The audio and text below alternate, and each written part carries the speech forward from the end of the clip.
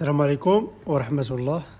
مرحبا بالجميع في قناة كود مرابط لتعليم السياقة. قبل ما نبداو دعمونا بلايك ومتابعة باش توصل المعلومة للجميع. يلا نبداو شرح الأسئلة ديالنا على بركة الله.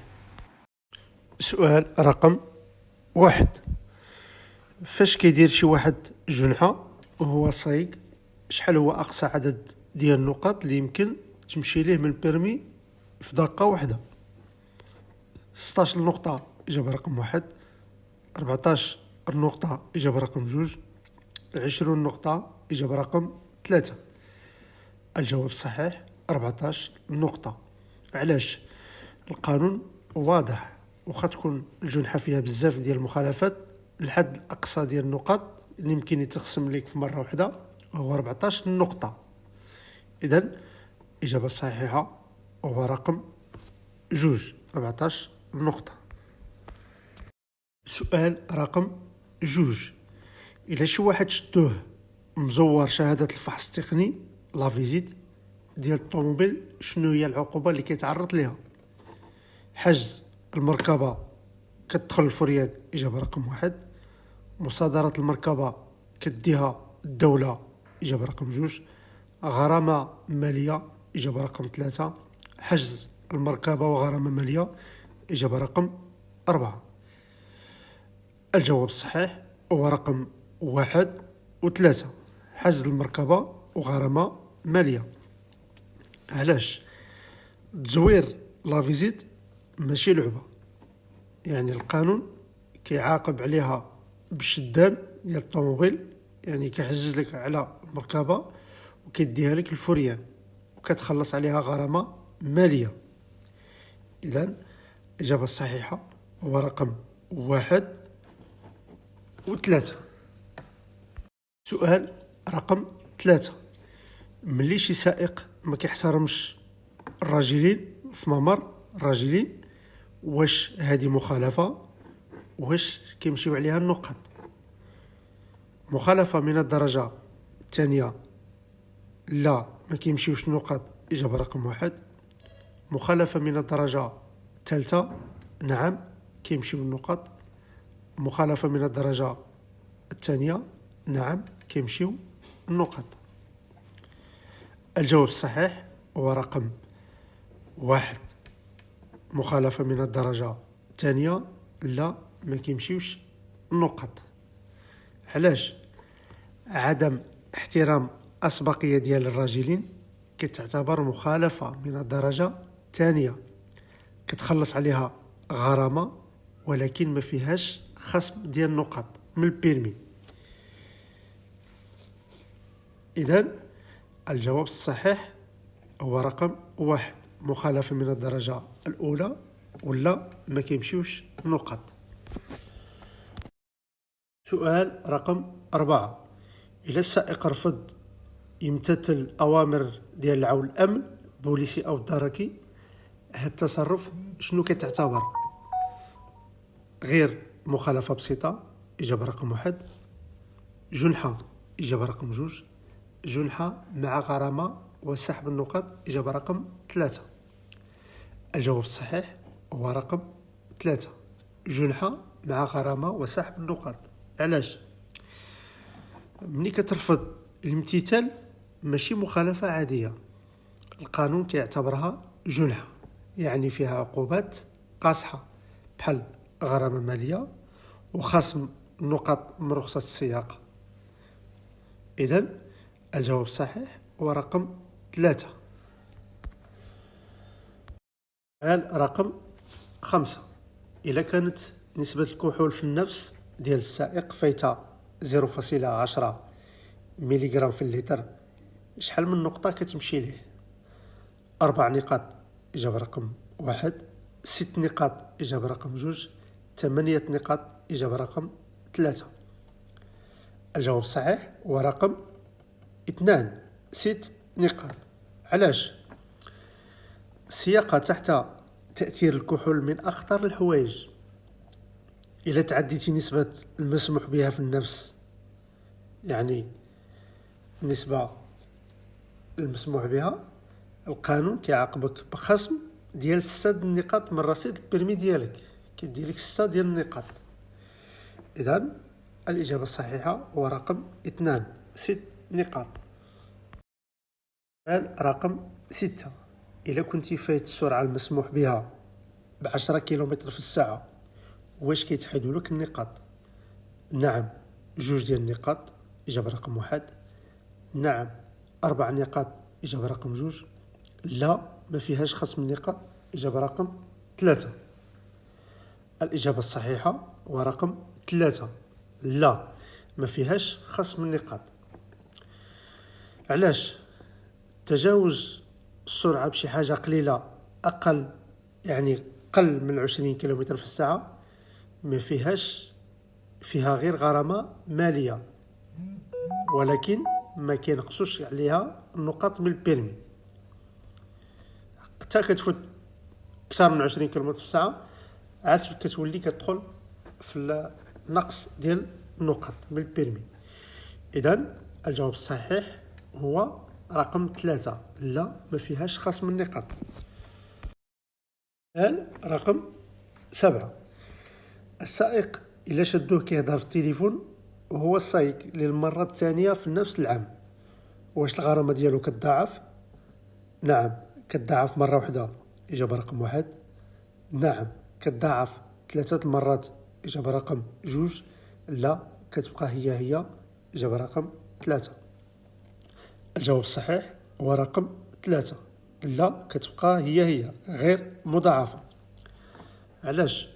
في المخالفات اللي ما كيتحسبوش فيها النقاط بحال استعمال الهاتف، الغرامة كتبقى نفسها وخا تعاود نفس المخالفة مرة أخرى، ما كتضاعفش.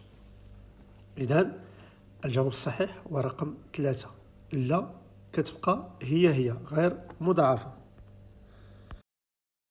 سؤال رقم 8، السياقة في اتجاه الممنوع يعني في السونتر في طريق السيار لوتورود شنو كتعتبر؟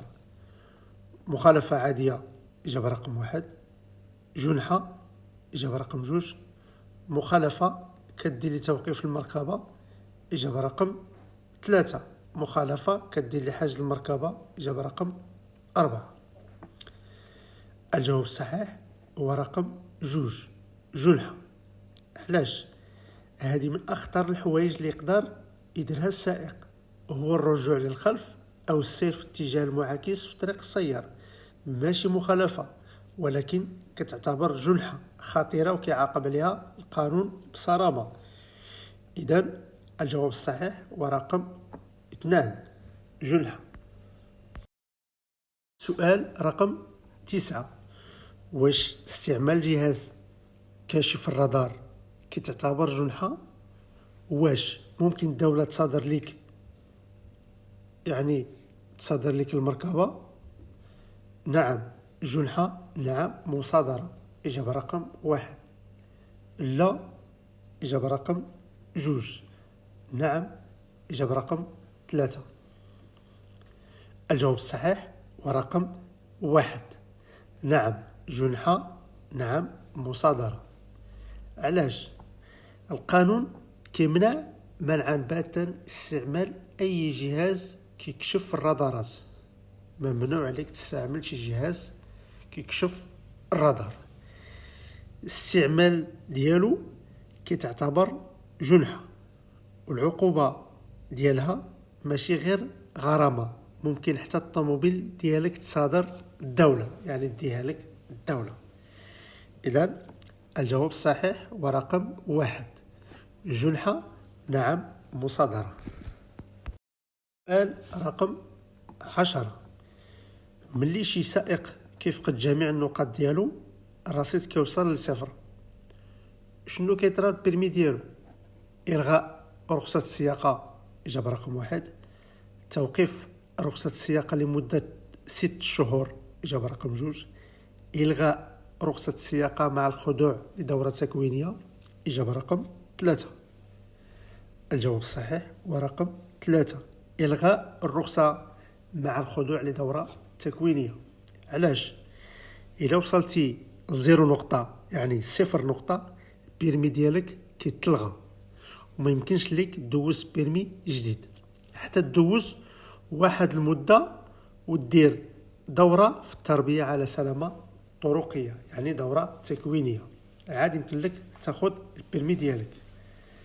إذن الجواب الصحيح هو رقم 3، إلغاء رخصة السياقة مع الخضوع لدورة تكوينية. السؤال رقم 11، شنو هي العقوبة ديال تجاوز سرعة ب 40 كيلومتر في الساعة فوق الحد المسموح به؟ سحب الرخصة إجابة رقم 1، غرامة مالية وخصم 4 نقاط إجابة رقم 2، خصم 4 نقاط إجابة رقم 3. الجواب الصحيح هو رقم 2، غرامة مالية وخصم 4 نقاط. علاش؟ ملي كتفوت السرعة ب 40 كيلومتر في الساعة، مثلا انت غادي ب60 وزدتي فوق 60 40 كيلومتر في الساعة، والبلاكة كتقول لك ما خصكش تفوت 60، هذه مخالفة خطيرة. العقوبة ديالها كتكون مزدوجة، يعني مدوبلة، كتخلص غرامة مالية وكيتحيدوا لك 4 ديال النقاط من البيرمي. إذن الجواب الصحيح هو رقم 2، غرامة مالية وخصم 4 نقاط. سؤال رقم 12، إذا كانت نسبة الكحول في النفس ديال السائق هي 0.12 ملغ لتر، شنو هي العقوبات اللي كيتسناها؟ غرامة مالية إجابة رقم 1، عقوبة حبسية إجابة رقم 2، حجز المركبة إجابة رقم 3، خصم 6 نقاط إجابة رقم 4. الجواب الصحيح ورقم 1 و2 و4، غرامة مالية، عقوبة حبسية، وخصم 6 النقاط. علاش؟ ملي كتفوت النسبة المسموح بها ديال الكحول، العقوبة كتكون قاسية بزاف، يعني كتكون قاصحة. تقدر تجمع بين الغرامة مالية والحبس، وبالإضافة إلى خصم 6 ديال النقاط من البيرمي ديالك. إذن الجواب الصحيح ورقم 1 و2 4، غرامة مالية، عقوبة حبسية، وخصم 6 ديال النقاط. سؤال رقم 13، شنو كيطرى للسيارة إلا شدوا مولاها السايق بها وشهادة الفحص التقني لافيزيت ديالها مزورة؟ توقيف المركبة إجابة رقم 1، حجز المركبة إجابة رقم 2، خصم 4 نقاط فقط إجابة رقم 3.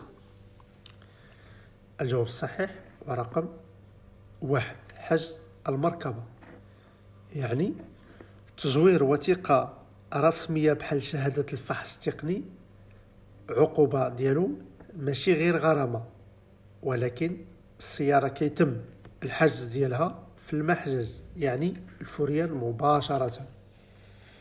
إذن الجواب الصحيح ورقم 1، توقيف المركبة. سؤال رقم 14، عدم احترام علامة قف ستوب، شنو هي العقوبات ديالو بالضبط؟